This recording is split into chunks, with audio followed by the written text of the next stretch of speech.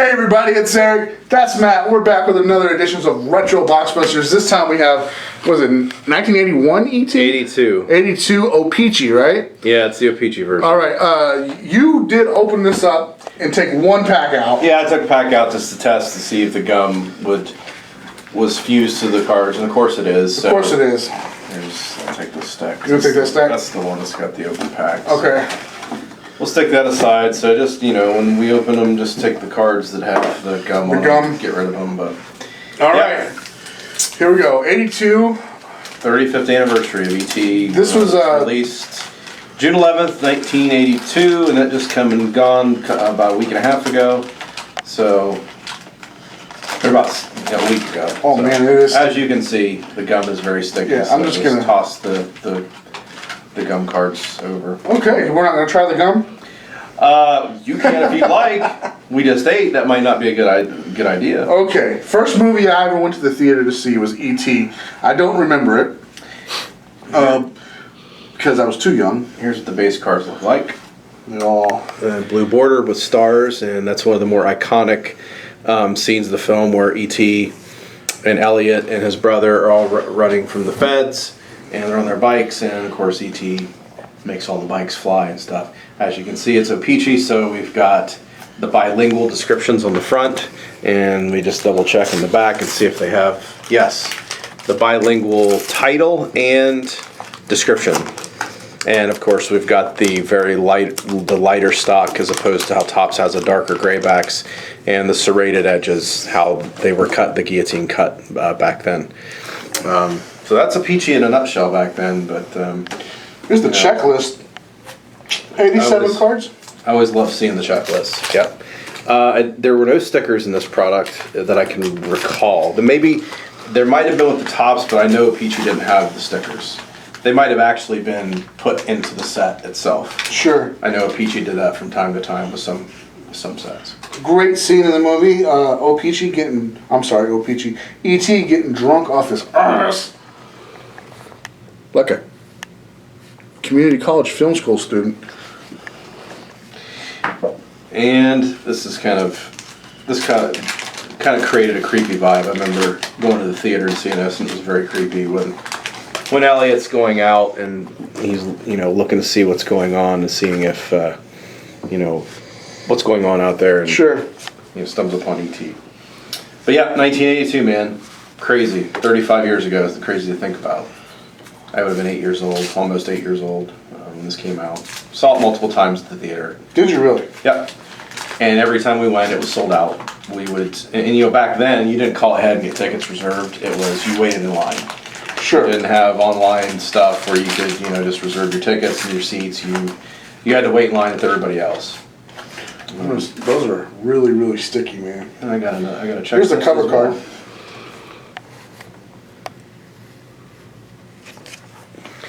And there's where Elliot discovers E.T. for the first time. And he shines the flashlight on him. But very young Drew Barrymore. This was her. This was the movie that made her. Yeah. This is the movie that revealed her to the world.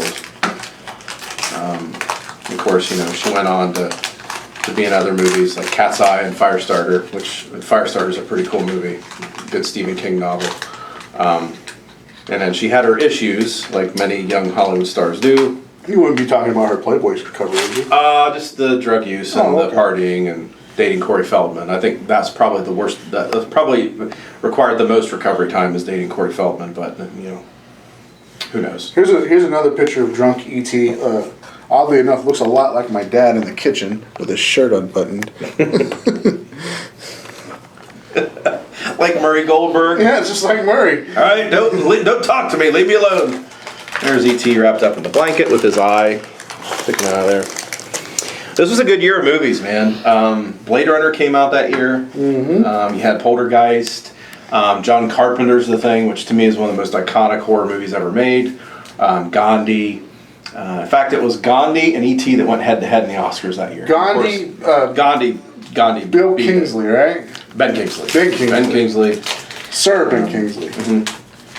Those who are younger will know him as the Mandarin in Iron Man, or the actor that was playing the Mandarin. Nothing like a a young English dude playing an Indian guy, right? Yeah. That's completely appropriate. The English we're still winning.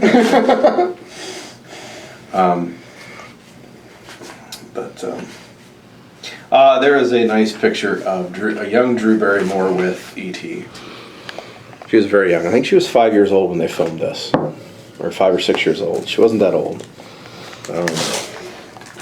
But yeah, what else? Other movies? Oh yeah, we had the Sylvester Stallone Fest. We had First Blood and Rocky III that year. Thunderlips. Yep, Thunderlips. The ultimate man against the ultimate meatball. But you know what? I bet these checklists get those. There's a lot of them. Yeah, they're you know like we've discussed before, that is a very that's a cult thing in trading cards, especially in non-sports, is having these checklists. This is a very off-center card, but it's E.T. with the family dog. Yeah, Steven Spielberg, man, this was I think his 8th film he directed, and before that it was the two unknowns were Duel and Sugarland Express, but then Jaws came along and that just changed everything. And then Close Encounters of the Third Kind, which was basically a prelude to this. It was really the first time any director or any filmmaker tried to, I don't want to say humanize aliens, but tried to make them look more civilized and more peaceful than films in the past. You know, films back in the films in the 50s and 60s, they didn't beat around the bush. They made it look like aliens were all hostile and they all wanted to kill us and fry the planet. But much like Donald Trump does today. Oh my goodness, we just lost 100 people. That's okay. We just lost 100 followers. There's E.T. dressed up as in the Hollywood costume that. Oh, that's Great Aunt Gertrude. Dressed up by Gertie. And so. Then Steven Spielberg, goes on to become the greatest ever director. He did Raiders right before this. Yeah. The 80s were just very good to Spielberg. He was, when he wasn't directing, he was producing, and some of the things he produced, he produced producer of Back to the Future, Gremlins, The Goonies. I mean, if it was a major hit in the 80s, he was involved somehow. But this one changed the game for him, I think, because he had done Raiders, but this one was a movie that was all-inclusive.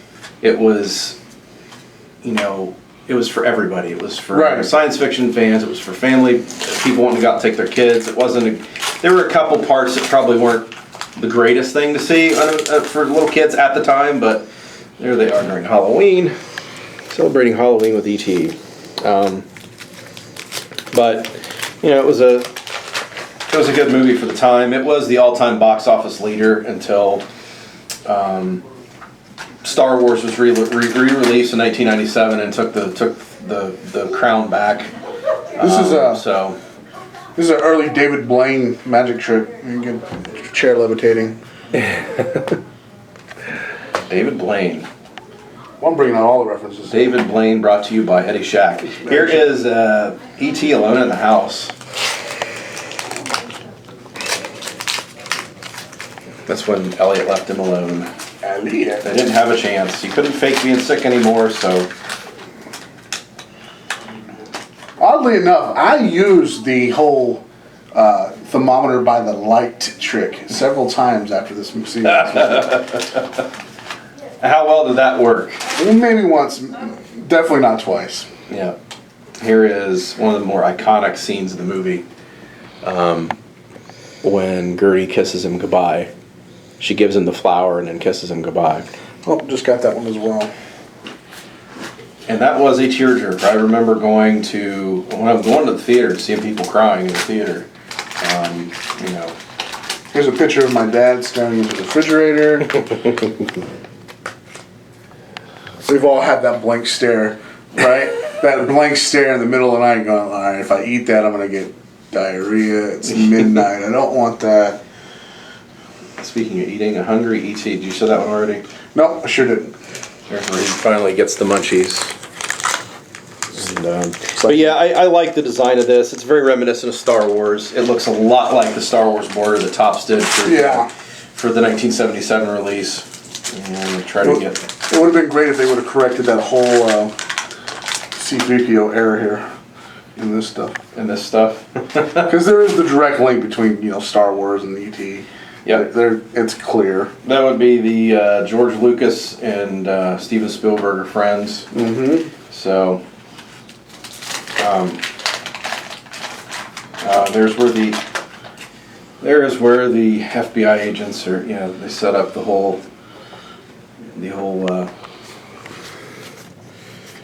operation where they've got E.T. and. Here's a mother's concern. She's running in this scene like Chris Christie runs to a buffet. Or a fat pack, for that matter. How many packs you got left? I only got 3. I'm zipping through mine real quick. I'm just going to go ahead and open. No stickers, man.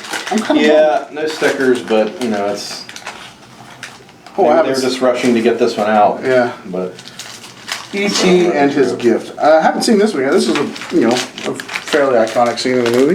So he's getting back onto the spaceship. Or as he called it, just the ship. Nice little piece of history for you. That's the year Seattle got the nickname Emerald City.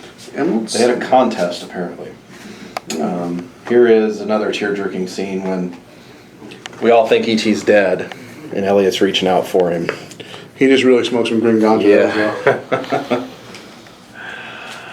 Oh, man. But, 1982, that was the year the CD was released. Commodore 64 computers, which was very, very reminiscent of this whole era, was released. I used to have one of those when I was a kid.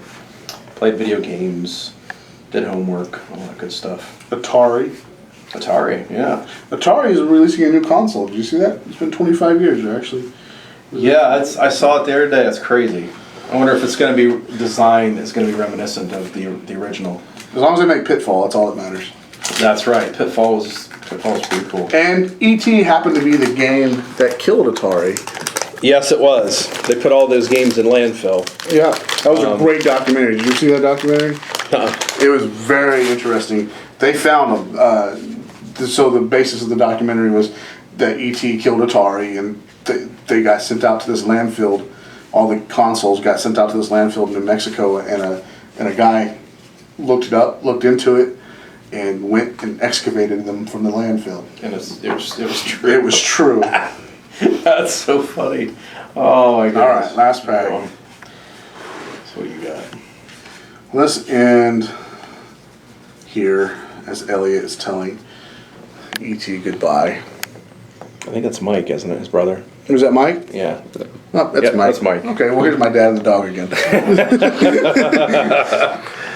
And there is the parting shot of the film where E.T. is taking off. He's getting ready to go home. All right. Fun little jaunt down memory lane here. Yep. Nice little retro break. It's one of those things that we get to do, and we do newer products for retro breaks, but I like these better personally just because I remember this era and, getting these packs as a kid. Sure. Along with all the other things that were released back then, the Star Wars and the Raiders and All Stars and all the gums. But yes, this is, that's stuff for Bill Nye the Science Guy, since that's a nice chemical reaction fused to the cards. But yeah, I mean, this is, if you want to pick up one of these, the O-Pee-Chees are going to be a little bit pricier than the tops, I think, because they're a little harder to find. But, either set is pretty good. Sure. For anybody that likes those throwback retro things. And, this card, was, some of these cards were re-released when Topps did the 75th anniversary back in 2013, so they had buybacks for these. And but, yeah, it's a nice retro product, and if you like the movie and you like, it makes you remember your childhood very fondly, then it's definitely a set to pick up if you want. Definitely a set to pick up. I was just noticing how this card was cut. Like, it has part of the description for the next card at the bottom here. Yep. That's lovely. Yep. All right, guys. I like this. I had a lot of fun with it. This is a fond childhood memory of mine seeing this movie, and obviously Matt saw it 8 times, so he liked it too. All right, guys. That's what we think. Tell us what you think down below, and until next time, I'm Eric. And I'm Matt. Just keep ripping.